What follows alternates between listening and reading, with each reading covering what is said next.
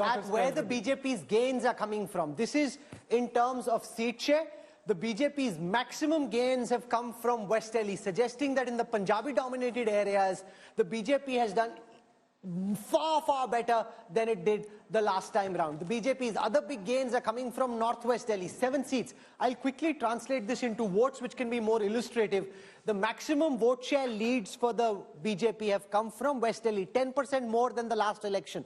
In New Delhi, 10% more than the last election. In Chandni Chowk, 8% more than the last election. In South Delhi, only 5% more than the last election. So East Delhi and South Delhi is where the BJP hasn't gained as much. The biggest gains for the BJP have come from West Delhi and from New Delhi. Let's, on the other hand, look at the vote share gains and losses for the Aam Aadmi Party. The Aam Aadmi Party has lost 12%. This whole Punjabi kind of vote in West Delhi, largely Punjabi, 12% move away from the Aam Aadmi Party in West Delhi. 13% move in New Delhi away from the Aam Aadmi Party. 9% move away from the Aam Aadmi Party in Chandni Chowk. 6% away in... So it's East Delhi and South Delhi where the AAP has lost the least. The biggest shift away from the Aam Aadmi Party has happened in New Delhi, West Delhi, and in Chandni Chowk. I want to show you something which is incredibly interesting. Look at the power map. Now, this is important because this was the last assembly where the Aam Aadmi Party swept everywhere. Now, if you see, in New Delhi and in East Delhi, it hasn't done that badly. Elsewhere, it's saffron. So the BJP, where it has won, and I think, just take this map on the screen so our viewers can spend some time trying to see it. The AAP had hope because if you see, the pockets where the AAP has done well, they've got concentrated pockets of support. Where the AAP has lost, Rajdeep, they've been hammered so badly that there is no sign of the BJP on the outer periphery of the capital. Where the AAP holds in the southern part and in New Delhi, it is still quite strong. So where it holds in contiguous areas. Where it has lost, it's been bested almost entirely. Rahul, the AAP has declined across Delhi. In all the regions you said, it's a question of scale. The scale is highest in areas where you will find what I call not just middle class, but I like to call them aspirational middle class. The areas where you've seen large middle class colonies mushroom over the years. Now we can define the medium income of middle class in Delhi as 3 lakhs, 6 lakhs, 12 lakhs. We can go into that debate. But the truth of the matter is, the more urbanized areas of Delhi,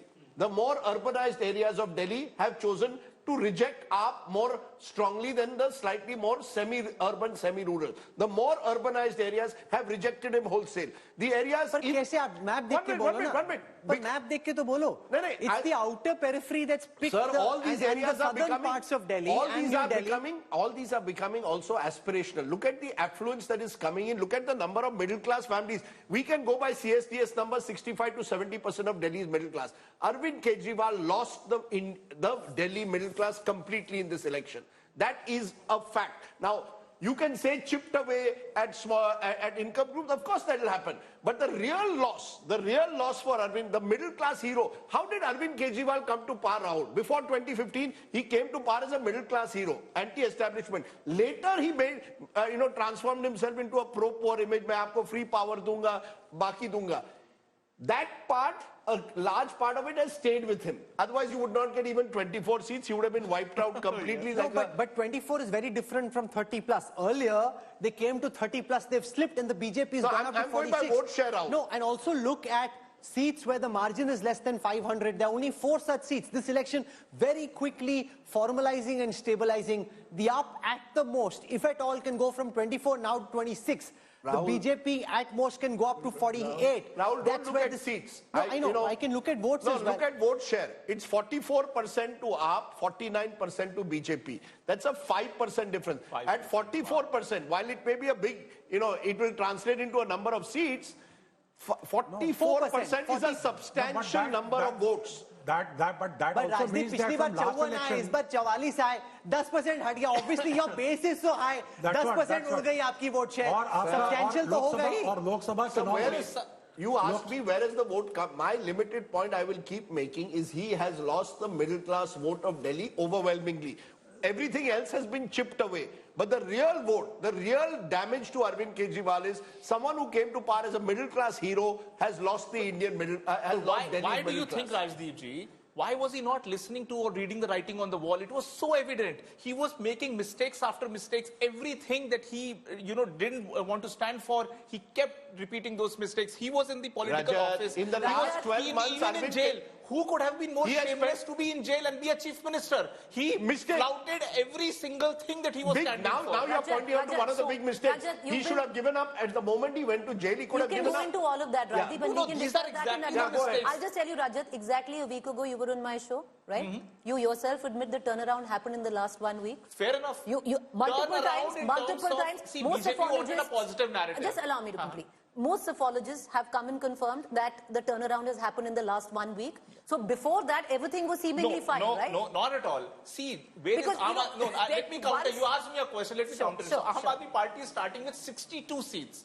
Okay? They had to climb down. They climbed down because of Sheesh Mahal and the halo completely eroding. Okay? They climbed down to a level where there was a stiff competition. And then BJP wanted some positive agenda to go to the people. They've not been in power. They don't have the leaders. They don't have the bench strength within Delhi adding itself. To what Preeti they had said, to do something. That, last 7 days, 8 days, in last 7-8 days, one, the budget was announced, 12 lakh rupees tax rebate, and two, Amit Shah going out and saying that unauthorized colonies will give you property rights. That means the people.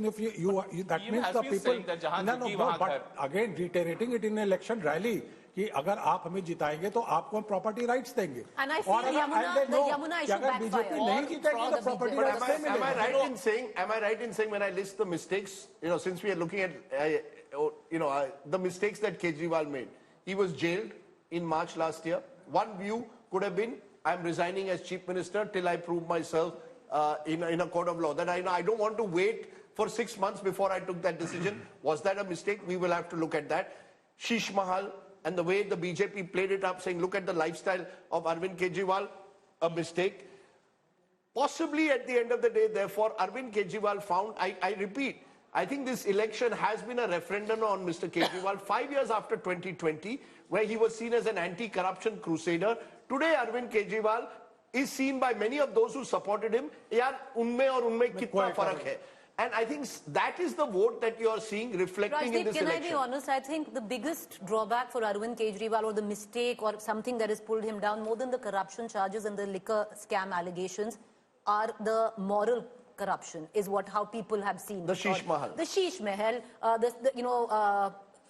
you can call it the toilet seat or the 10 lakh pardas or the jacuzzi. or the jacuzzi or whatever, whatever that you might make it. So that has also added, especially where the middle class is concerned. But there were a lot of factors. The 8th pay commission, Rajdeep, a lot of people came government employees, especially New Delhi constituency, who when I was speaking to them, a lot of them did say that the 8th pay commission is coming now. It will come either way, but you give the credit to the incumbent.